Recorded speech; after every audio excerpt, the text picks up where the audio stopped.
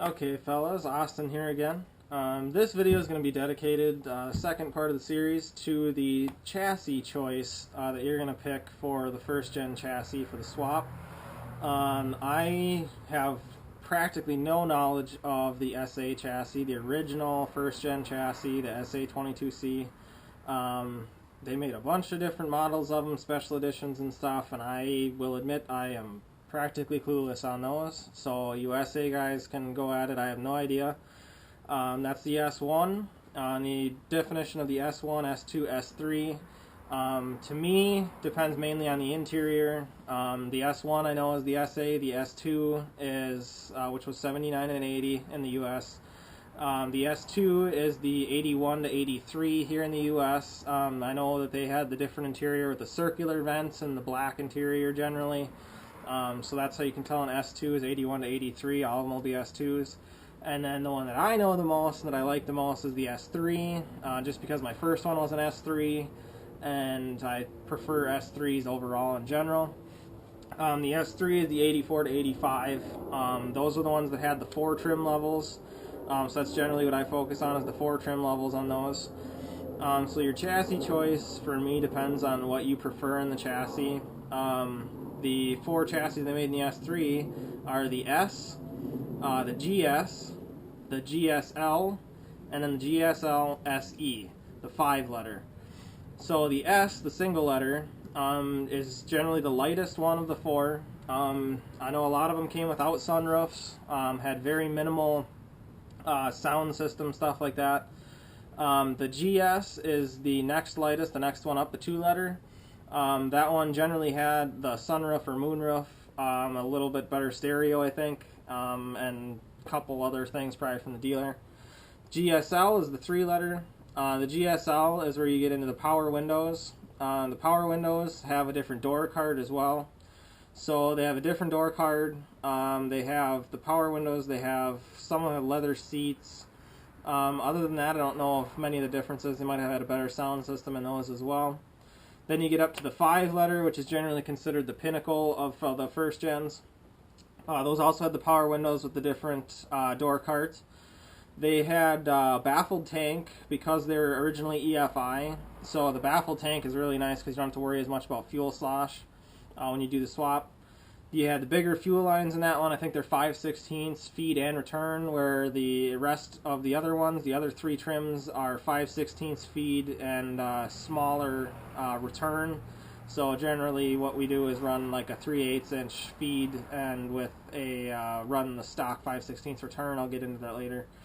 You had the bigger fuel lines, which is nice, and then you had EFI already. So the wiring in a GSLSE is way easier in a lot of ways because you don't need to change as much. There's certain things you can rerun with that you can't run in the other chassis. So if I had to pick a chassis, I'd pick the GSLSE. But in this area, it's really hard for me to find a GSLSE for a good price and good condition that somebody's willing to sell. So I've only done the swap in GSs. The chassis preference is all based on you as a person, what you prefer and what you own, because you should already own one.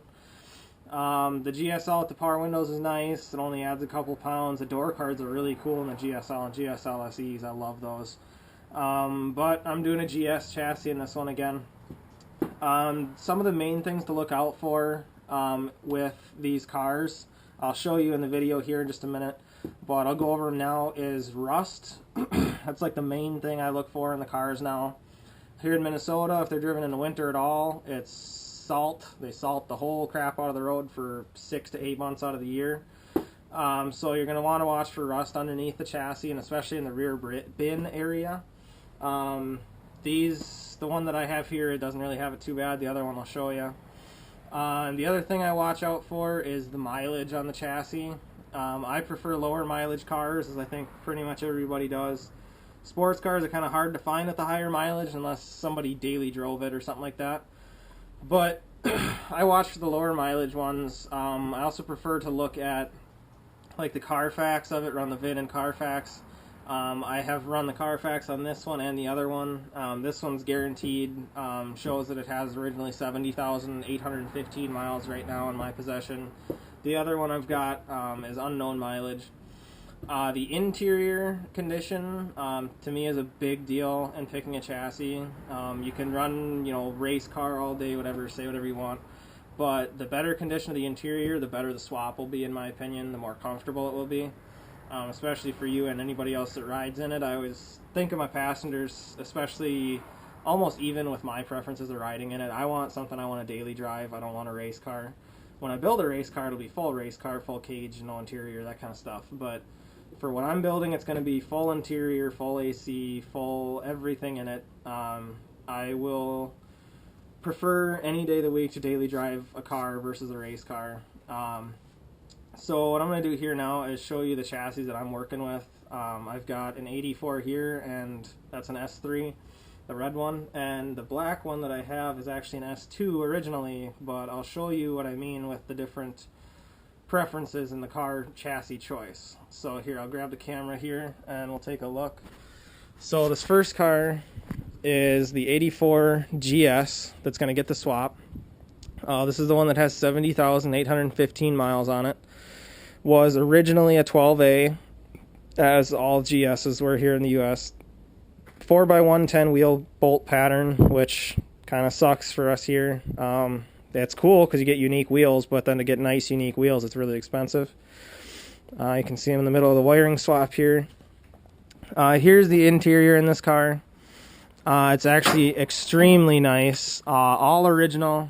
I pulled the rear bins out to check for the rust. Carpet's still in pretty good condition. The back carpet needs a little bit of work. I threw the sunroof in up there. It'll get rear louvers here in just a little bit. Seats are really nice. They're actually getting swapped out for some GSL SE seats from my buddy in New Jersey. Then this is the interior. The dash is uncracked. Just like one vent that's popped up. That's pretty much it. Everything's all original. You can see right there, it's the automatic 3-speed with overdrive that they put in these cars. That's getting swapped out.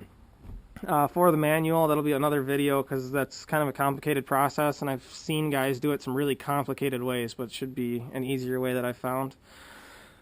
Interior in this one's really nice. That's why I prefer this chassis. Walk around the back here, you can see the whole stacked in garage here, single bay that I'm working with. I picked up some body pieces for it. There's a hood over here because the hood that I have for it, somebody did a tap dance on. You can see the cracked rear bumper back here. I don't know how somebody cracked it, and then when I was walking by it, I snapped it off, so that sucks. But overall, this chassis is really, really clean. There's really no issues as far as interior, drivetrain, or exterior that I have to worry about too much. This one's going to have all these dents pulled out, repainted eventually. Probably next year, because this year it's just going to be drivetrain issues, and then next year it'll be body work. So this is the 84 S3 chassis. This is the GS trim level. I'll show you guys over here all the body panels pulled out of it. Now this car is actually kind of a tragedy here. This is an 83 GSL chassis. Came off the assembly line as a GSL. Originally had the 12A engine in it with a 5-speed manual. I've obviously torn a whole lot off of this. If you've been following the build thread or seen any pictures on Instagram or Facebook of it, this was originally a Pacifica wide body car. I tore the whole body kit off the car because of these issues I found that I'll show you here. It's got 3-piece Epsilon wheels on it, staggered. I think it's about 8 or 8.5 inch fronts. Could potentially be a 7.5 too. To 8.5, 9, 9.5 in the rear. I got to pull them apart and measure them. It's sitting on 205 and 225s right now, so I kind of guesstimated on those. This chassis sadly was mistreated and abused by the previous owner. Not the previous owner, but the one before him, I think, especially did a lot of the work to it. The guy I bought it from, cool guy, knew about RX7s. He has an RX8, but this chassis was kind of a basket case when I got it. You can see the interior here. I tore a bunch of the back out because somebody's going to be buying that, but the door panel you can see there on the other side. Someone cut 4 holes in the door for speakers. It initially had power windows, and it still does, but the wiring in this chassis would have been an absolute nightmare to figure out. I'm actually really glad I'm not running this chassis just because of the wiring. You can see here all the speaker wires that were ran out to the doors. You can see a sample of the stereo wiring that was completely non-factory, just ridiculous. I'll show you when you're standing 10 feet away from this car, when the body kit was on, it looked pretty good. You could see the molding was cracked, whatever, you know, still a good looking car. But when you start actually delving into it here, you can see there's rust building up in here from potentially the bonding not being as good as it should have. This all was bondoed in to the Pacifica wide body kit. Looked really good. But once I started actually pulling it apart and looking at it, they hadn't molded the fenders on right, so there was a gap in here. So that whole gap let all the sand and salt, potentially when they drove it in the winter, fall through and actually congeal and stick down here. So the hole underneath this car, if you can see that, is completely gone. There is nothing left on the back fenders, which is pretty sad. Then the rust that I worried about the most was under here. Let's see if I can show that to you. If you're willing to look up here, this is a huge hole in the rocker panel, in the mount for the back differential. This is part of the fender liner. This is just completely rusted out back here. The other side is the same way. And then the front underneath the floor pans is also very similar to that, so it's practically unusable at this point. The chassis has to get scrapped because it could be fixed. There's enough metal left here to maybe leave the rear differential mount in, but my main worry would be fabricating all of this in here, and since I do all my own work, it would take absolutely forever to figure that out. So sadly, this chassis is going to get scrapped here. I'll just walk around the other side of the car here so you can see it. Another thing was that the previous owner, or the one before him, pushed on the back of this car with the whale tail wing on it and cracked it off.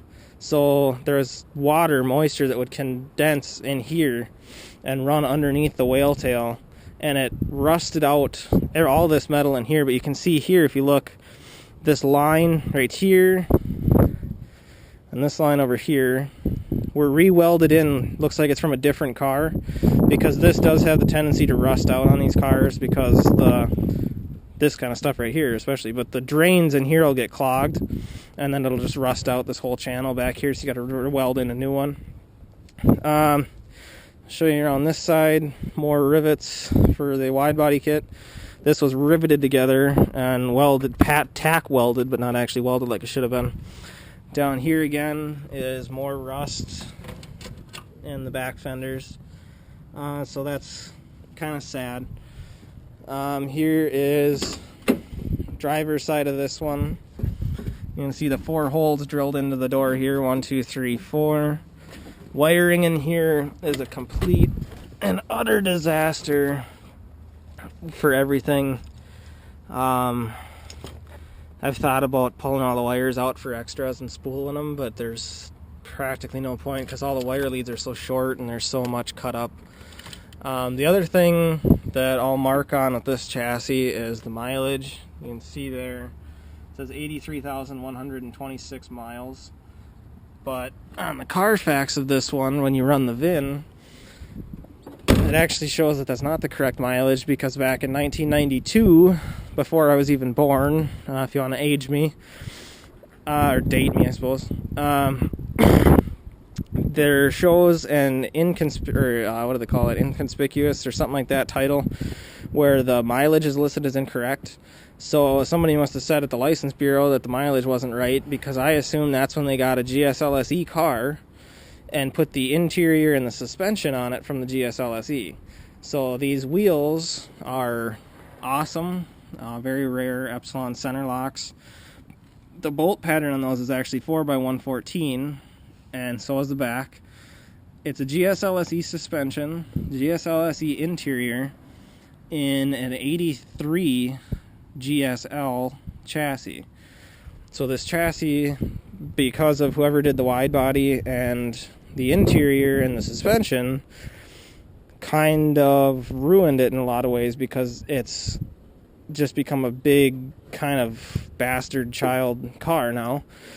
So that's why I'm choosing, instead of finishing that one, to finish this red one in here. It should be very, very nice once complete. So kind of the main thing, again, I would say, is when you're picking a chassis, make sure it's going to be something you're going to want to work on and fix and ride in and not pull your hair out. You can see that the other one's a basket case. When you compare it to this one, full interior, full stock wiring that's never been messed with. I haven't, the only wiring I found was one spot in the engine chassis harness, or the engine harness, that was messed with. Other than that, the rest of it's bone stock. So that's kind of my opinions on the chassis thing. Take it for what it's worth. Like I said, this is my second swap, so I know a lot of you guys have done a lot more. But just kind of my tips and tricks on it. Next video will be on the, let me see what I got next. Picking an engine. So I'm going to shoot that here in just a minute, just to kind of break up this whole big long process. So I'll see you on the other side.